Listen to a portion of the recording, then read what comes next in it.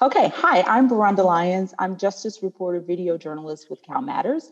Welcome to the second half of the show, a Q&A about Proposition 20. Let's kick off this session with the Proposition 20 explained in 1-minute video.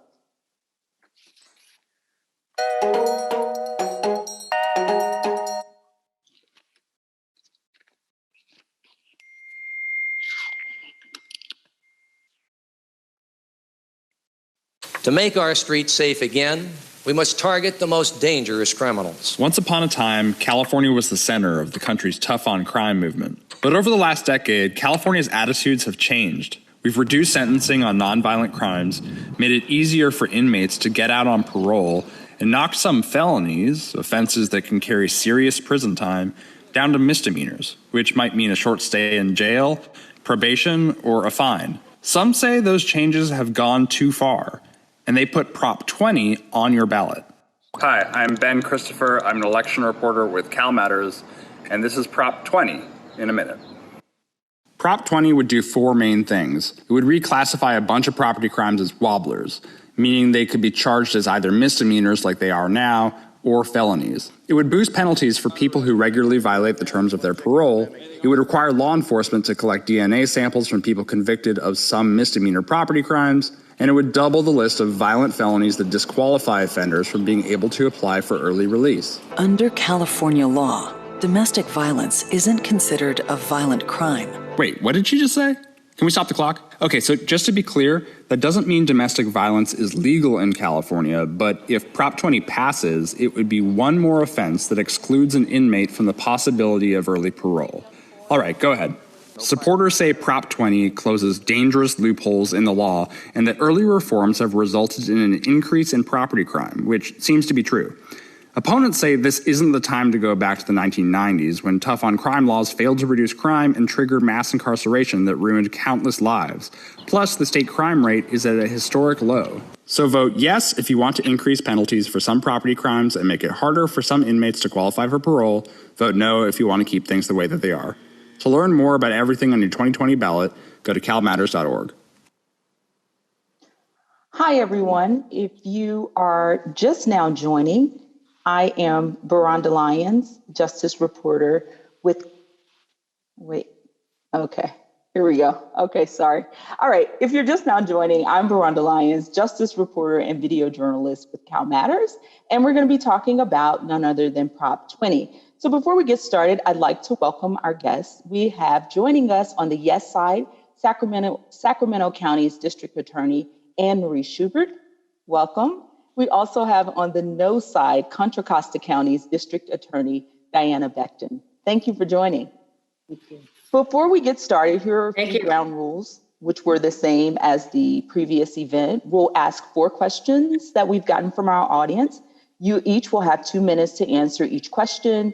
Our event team will ping you at 30 seconds when you have 30 seconds left. If you feel like you need to rebut something, you can. Just remember that it counts towards your 2 minutes. Everyone will do an Insta poll at the end. And also, if you have questions, just add them to the chat and we'll work them in. So let's get started. I want to start off with Diana. One question we got is, why is this on our ballots and why should everyday Californians care about Prop 20? How will it affect their lives daily? Well, Proposition 20, as we heard in the video just now, seeks to do quite a few different things. One of them is to reclassify certain low-level offenses as wobblers, meaning that certain crimes which now can only be charged as misdemeanors could possibly be charged as felonies. It also requires the collection of DNA for certain misdemeanor offenses, and it decreases the number of people who might be eligible for early release. It's a good question because in recent years, California has made some really important steps away from mass incarceration. Mass incarceration brought exorbitant cost, it brought racial disparities, and really devastation in so many of our communities. And it really had very, very little effect on public safety, which is what we're all worried about. So this is really not a time to turn back the clock. This alleged tough on crime takes aim at the several reforms. But I think although there are a couple of things in there that I could agree with, I think this hodgepodge of changes goes way too far and will turn the clock back on all the reforms that we've been able to make in recent years that have actually also been accompanied by a decrease in crime in almost every category. Anne Marie, same question. Why should everyday Californians care about Prop 20? I think that everybody, no matter what your walk of life is, wants one thing, and that is to feel safe in their neighborhoods and feel safe in their homes. And what we've seen over the last 5 to 6 years, really since the time of 2014 when Prop 47 began, is that we're less safe. And this initiative, which I honestly am proud to say I was an integral part of writing it, is a very balanced, compassionate means to address some of the public safety issues we're facing. It is not designed to put one more person in prison. It's not designed to roll back mass incarceration. So there's a couple components, and Dinah, who I have respect for, and we disagree on this issue, but she mentioned some of them. Prop 47, when it was passed, the intent behind it was a very legitimate one, which is people that have drug problems tend to steal. So let's get them help. We all agree with that. But we can all drive around the streets of our communities, whether it's Sacramento on Alta Arden Expressway, whether it's in Contra Costa in front of Andy's Donuts or Buckley Square.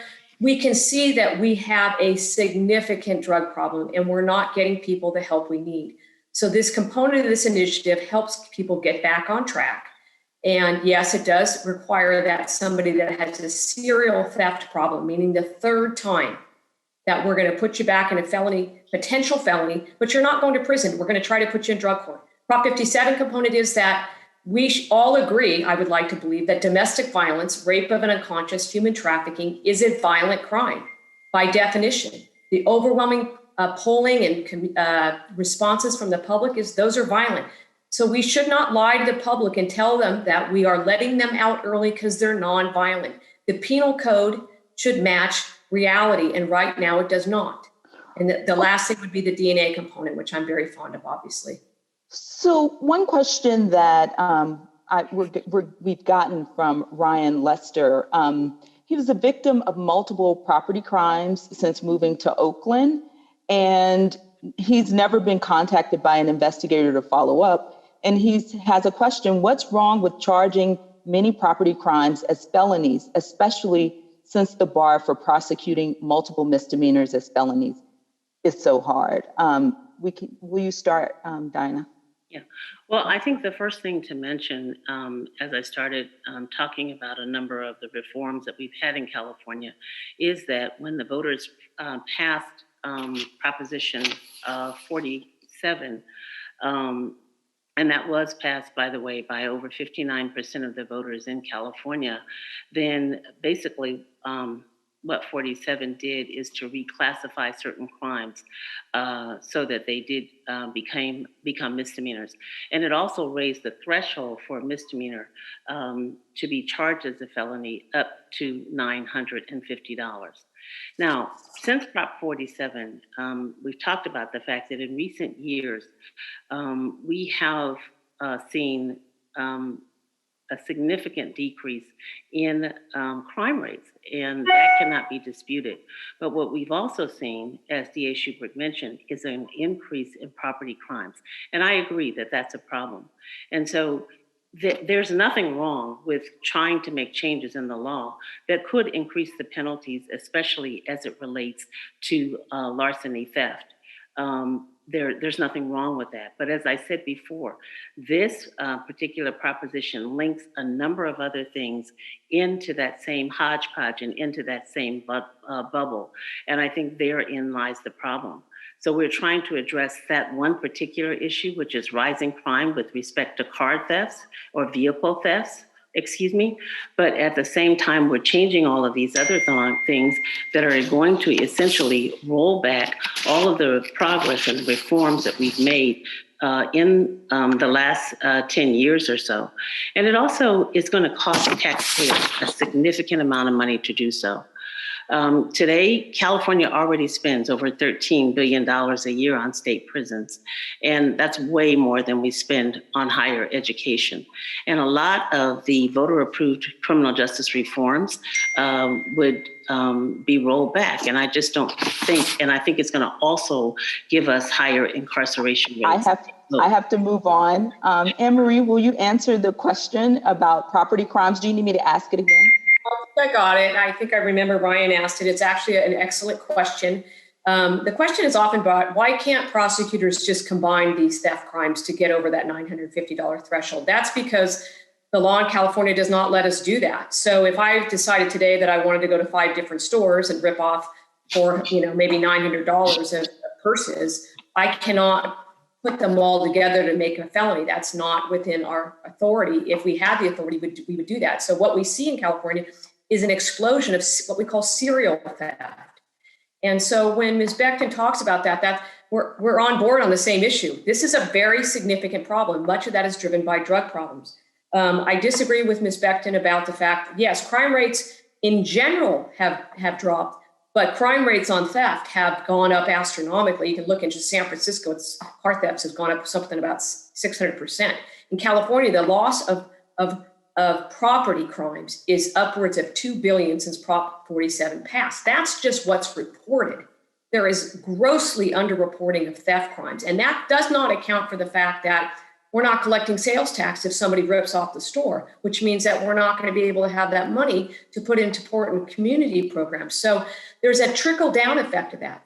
This is not a hodgepodge. This is not a mass incarceration effort. This is not a prison effort. We're not putting anybody else in prison. We are telling the voters on the Prop 57 piece that domestic violence is a violent crime. Rape of an unconscious is a violent crime. We should not mislead the public into believing that they are anything other than violent.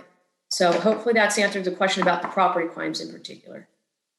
Yes, and Anne-Marie, I have another question. I'll start with you. Sure. What specific crimes, this is from LNG, what specific crimes will be considered wobblers?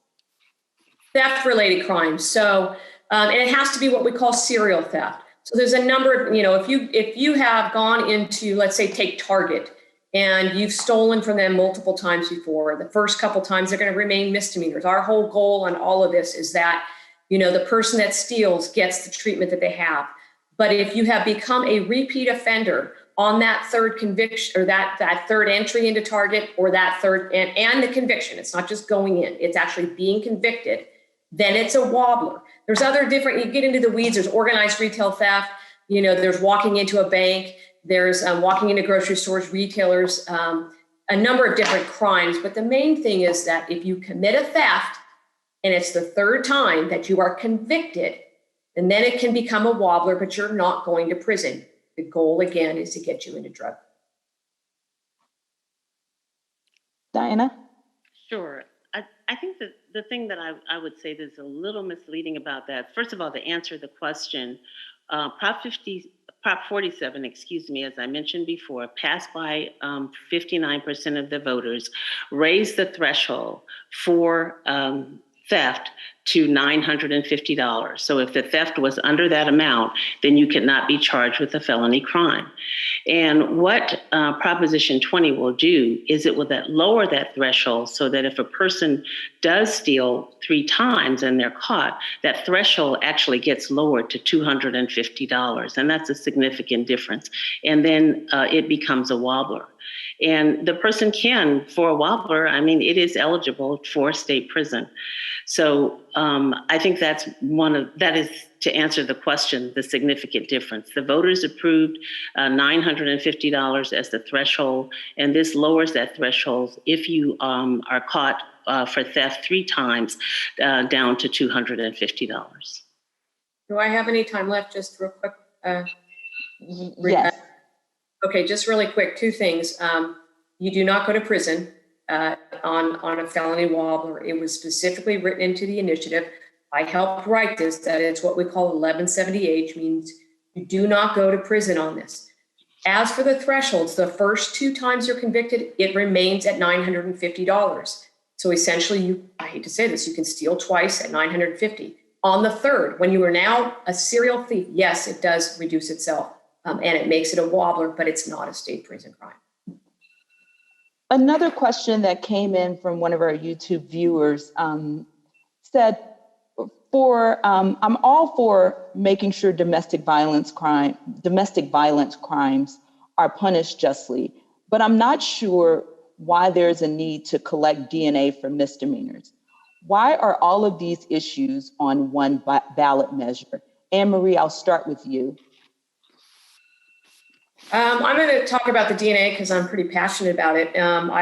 When Prop 47 passed, I think there was somewhat of an aha moment that when theft and drug crimes were reduced to misdemeanors, that we would no longer be able to collect DNA from those individuals. And I had a moment because in 1989, a young old woman named Sophia McAllister was raped and murdered in her home. And the only reason the case was solved was because an individual who was caught with drugs and arrested, that DNA collection resulted in the solving the case. He confessed, he went to prison. But what we know statistically from the Department of Justice's own data is that theft and drug crimes correlate to solving violent crimes. So our failure to collect DNA now on those crimes is we are losing the opportunity not only to solve crime, to prevent it in the future. So rapes and murders are not being solved because we are not collecting on those types of crimes. Diana? Sure, thank you. I think that, again, once these crimes were reclassified by the voters through the propositions, the reform propositions, it means that they were no longer eligible to have DNA collected.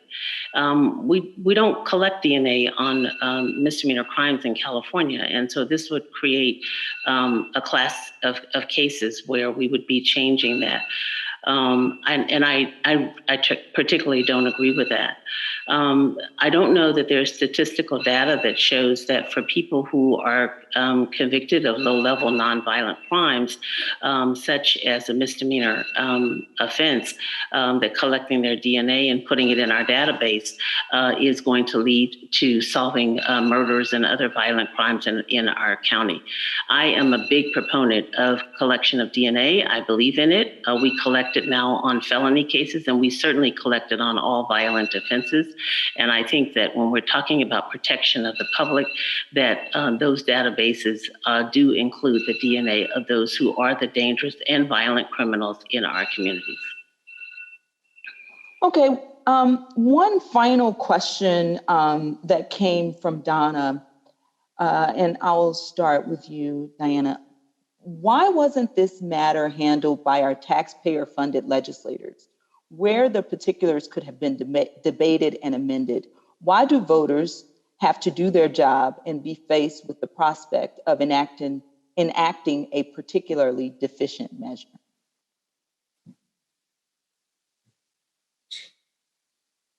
You're on mute. I'm muted. Let's see. Okay, thank you. As I mentioned before, first of all, that is a really good question. As I mentioned before, California has been a leader in criminal justice reform, and we have really made some really, really important strides towards reducing mass incarceration and also at the same time showing that we can keep our communities safe. I've said it repeatedly, and I think I will just say it again. This, I think, is a proposition that has a lot of different issues all placed into one bubble. And I think the person who asked this question is absolutely right. This is the kind of issue that should be addressed by our legislature.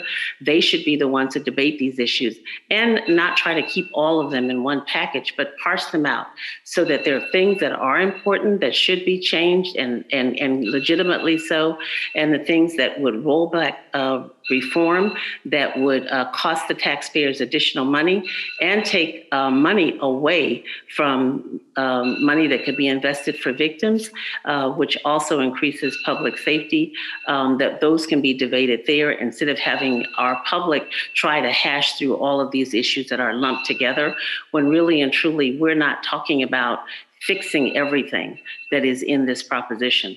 There are some things that are critical and that are important. And I would look forward to a debate on the legislative floor on those issues.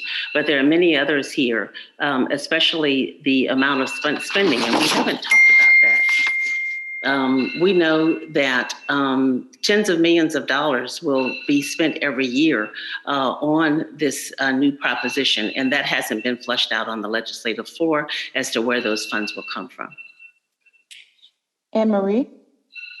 Yeah, I think that it's, just first of all, let's talk about why can't we fix this in the legislature? Well, I can tell you right now that for decades, we've made efforts to fix them.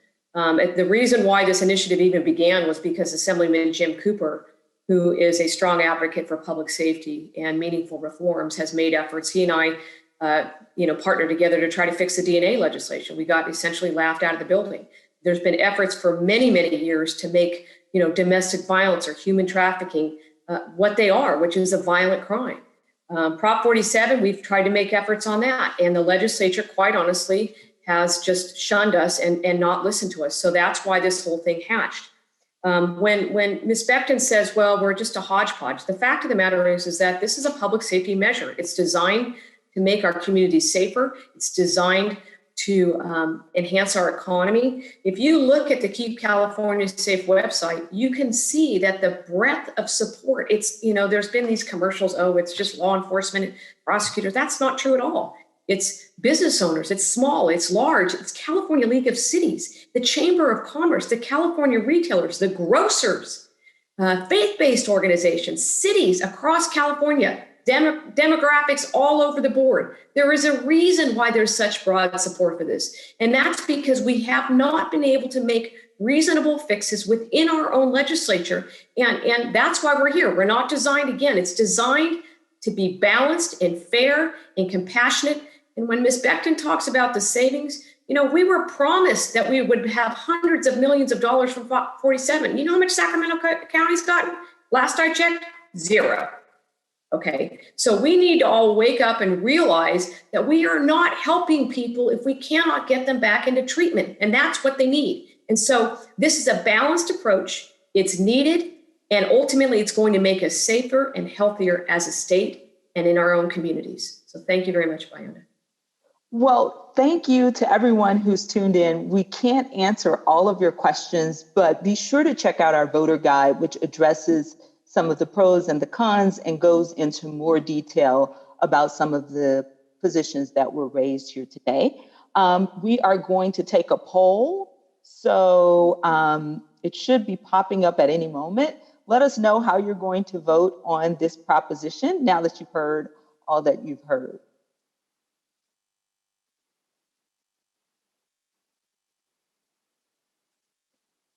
And we will be back with you for the next series of props to you. We have Prop 16, 17, and 18, and that will be tomorrow. You can learn more about our Props to You events at CalMatters.org. And thank you for joining us. Don't forget to vote, and definitely check out our voter guide at CalMatters.org. Thank you for joining, and we'll see you at the next event.